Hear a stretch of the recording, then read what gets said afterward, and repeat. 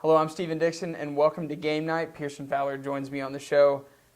College football playoff rankings came out this week. Pearson, what's your first reaction to looking at these rankings that are listed on the screen right now? Well, I have to say, honestly, I'm a little bit surprised. Ole Miss lost and played pretty badly, turning the ball over 4 times when they played LSU this past weekend, and they still got that number 4 spot. I thought it would have gone to Oregon or maybe even a team like Alabama that seems to have really rebounded after their one loss. But I can't say that I'm entirely surprised that there are 3 SEC teams listed in the top 4. I know that's the biggest story coming out of all this, and there's a lot of outrage from a lot of different people around the country, cries of SEC bias and things of the sort. But I can't say that they're amiss in giving 3 of those 4 spots to SEC schools. Okay, so I think the only thing where the SEC bias people might have a case is when Notre Dame lost to Florida State in a really close game. Ole Miss lost to a good, I think, underrated LSU team and a tough place to play. Kind of a very similar type game, a really close game on the road, Saturday night. College game day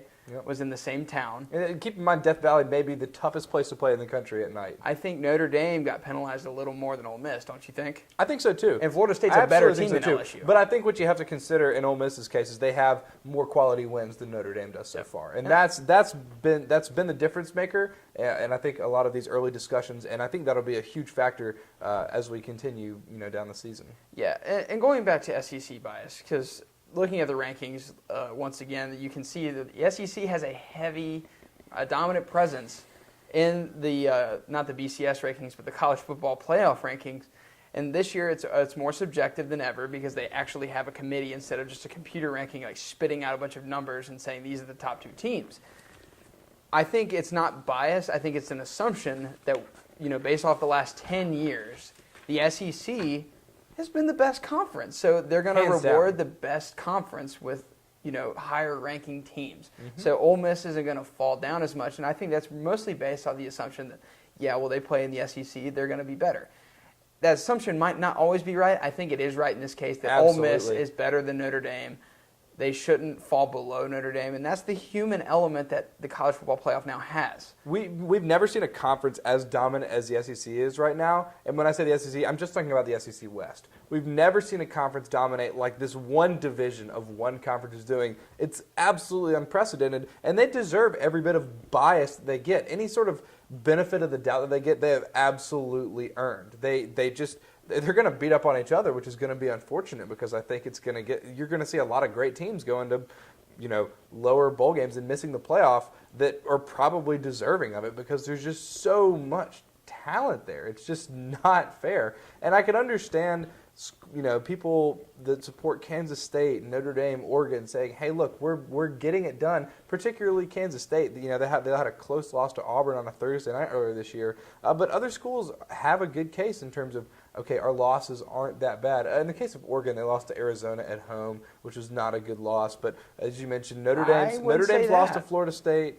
Arizona's a top 15 program right now. So, Arizona's a good team, but they're not as good as Florida State. They're not as good as Auburn. And Oregon also lost at home. But regardless, they all have a case. But again, it comes back down to the wins. And Ole Miss, Mississippi State, Alabama, these guys have better wins than the other schools looking in. Yeah, but no matter what, and I think this is where really the SEC bias people might have a point. I still think the teams you mentioned, Mississippi State, Ole Miss, Alabama, Auburn, are probably better than Oregon and Notre Dame.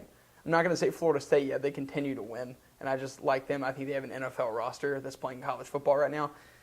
But the fact of the matter is college football is just a giant assumption. You can't get away from it. It makes an ass out of you and me because pretty much what's going to happen is either the SEC is going to have too many teams or not enough teams. It's never going to be perfect because you can make an argument that all 4 of the teams in the SEC West that we're mentioning have a case for the college football playoff. Hell, even LSU can make a run at the end of the year because they play a heck of a schedule down the stretch. And I think they're only like number 19th in the country right now. That's number 19 in the country. That's not that bad. But no matter what, you're going to make an assumption that either there's too many SEC teams or there's too little. The SEC has a great schedule or it's overrated. No matter what, you're going to have an assumption it's going to be biased either way. And does Kansas State, does Oregon, does Notre Dame, if they come out with one loss at the end of the season, do they all deserve it? Sure.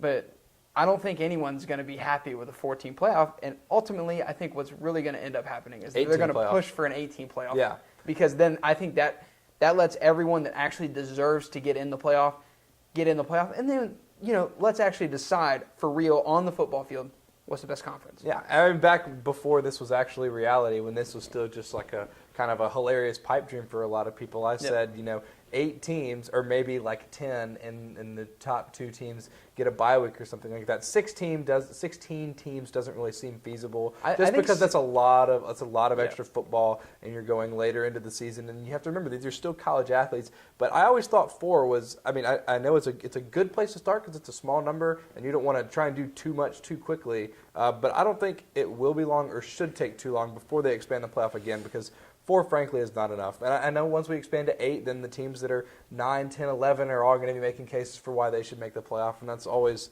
sort of going to be the case. But I think 8 is really sort of the golden number that we should be looking to in the next couple of years. Yeah, because at the end of the season, when everyone meets together, there's going to be 5 or 6 teams that actually deserve to get in.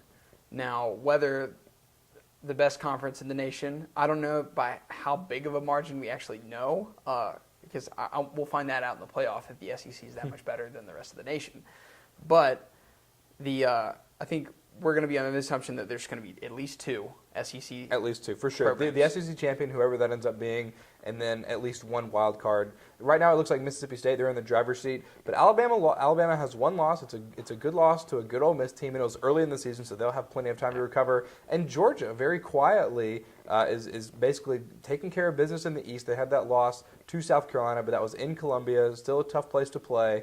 And if that's Georgia's only loss, again, that was, very early on in the season. They're going to have a chance to come back. And once they get to the SEC championship, say what you will about what each team has done, there's a reason you go and play the football games. And Georgia, once they get Todd Gurley back on November 15th, he's really going to be a guy that can make a difference down the stretch.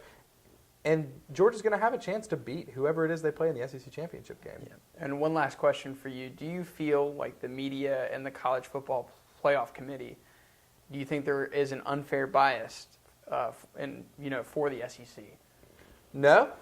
No, I don't want to say it's unfair. I will grant you that there is a bias and that there's a slant in the media because they're going to talk about the SEC more, but no one wants to hear about the Big Ten.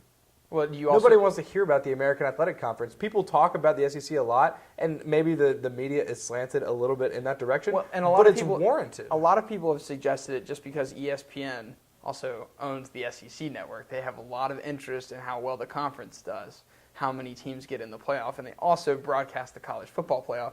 So if there's 3 teams in the college football playoffs out of the SEC, there's a lot of programming that can be done on the SEC network. So that's what people are suggesting. No. You can't think that. Maybe in years past when there weren't 4 teams from one division of one conference in the top 5. But if there were 4 teams from the leaders division in the Big Ten, I would expect that all they would talk about is the Big Ten. And that's just how it is. Yeah.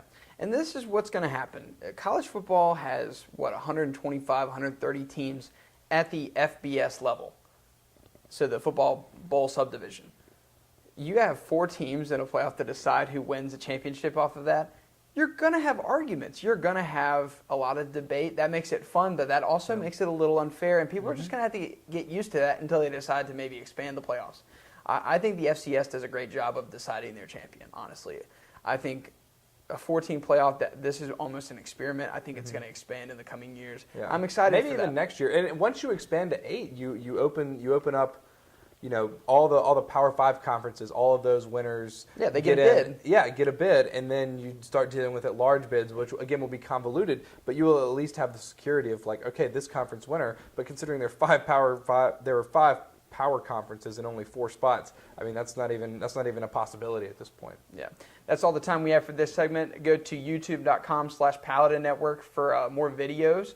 Also, go to paladinnetwork.tv for more information on our organization. I'm Stephen Dixon. He's Pearson Fowler. Good night, everybody.